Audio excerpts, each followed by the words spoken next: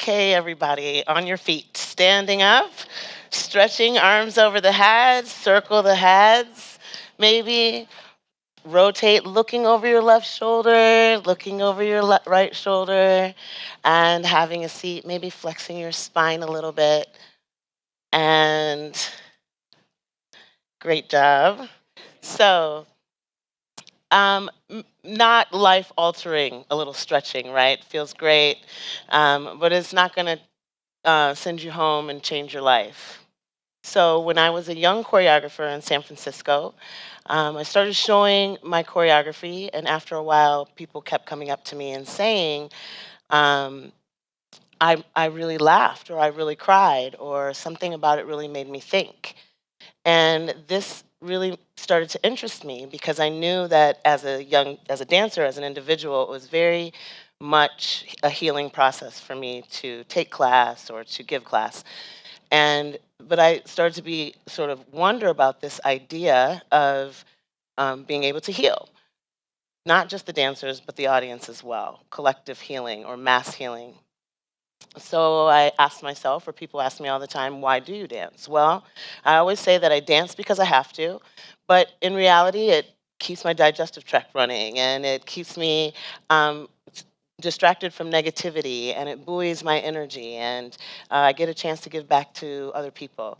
But I started to really think about what this would mean to be able to turn that energy outward and be able to help heal masses. When you have a show, there's anywhere from 5,000 to 5,000 people in a room at the same time possibly experience the same thing.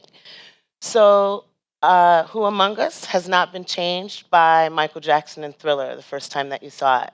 What it did for us, what we thought about movement later after we'd seen it, and how to tell a story. This week on Dancing with the Stars, there was a young lady on who was blind. She was a downhill skier, and she was competing on Dance with the Stars. And she was amazing. She was beautiful. And I stood in my living room as she, sort of presented this flawless presentation and cried like a baby because she succeeded and I was a part of that success. And I'm sure that other people had, in the viewing area had a similar experience. So I began by studying the classics. Louis the XIV is considered the father of classical dance. Louis XIV and his cronies at Versailles, the lords and the ladies, all came up with a lot of the basic vocabulary for dance. A lot of it would last for hundreds of years and still lasts. They codified gesture for emotion. So, love, if you wanted to go to the ballet, was always here. You knew what was going on. Despair was always here. Narcissism was here. This is a mirror. They were always looking into it. So, ballet doesn't do a great job of identifying emotion, but I did learn from my research and decided for today that we would identify some emotions to help you understand this process. So the dancers are going to help us. We all wave and we all smile and we all laugh and we all have anxiety and dread and fear. We all experience familial love and the ever popular romantic love. So, ballet doesn't do a great job of giving us a cathartic experience because the emotion is too superficial. So, then I moved on to the mother of modern dance, who is Martha Graham. Martha Graham's father was a behavioral psychologist. And in his theory, you have to go in to examine the neuroses, identify it, and then you must release in order to heal. Graham takes the movement, takes the idea, and puts the movement on her body. She creates contraction and release, and therefore gives us a closer range attachment to range of emotion. So, because we are identifying emotion in the choreography, we are getting a chance to put that into our character. So the girls are going to show us our emotions and our gestures with a little bit more of emotion. Wave. And smile. And we're going to add laughter. And we're going to do anxiety and add some explosion and some dread and some fear and familial love with emotion. And once again, romantic love.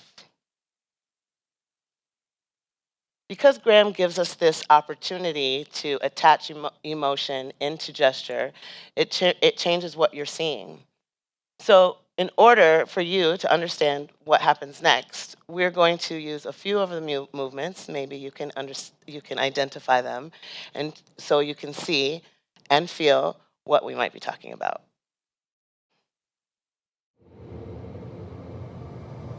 If you feel like a room without a roof, go ahead and tap along with us, sing, dance, clap, move your feet. Clap along if you know what happiness is to you.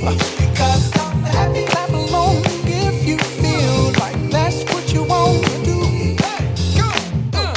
Bring me down, can't nothing bring me down. Your love is too high, bring me down, can't nothing bring me down. Smile and wave.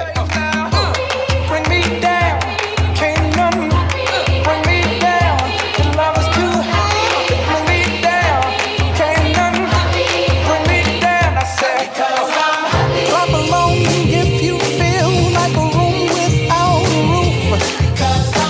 Clap along if you feel like happiness is the truth. And laughter.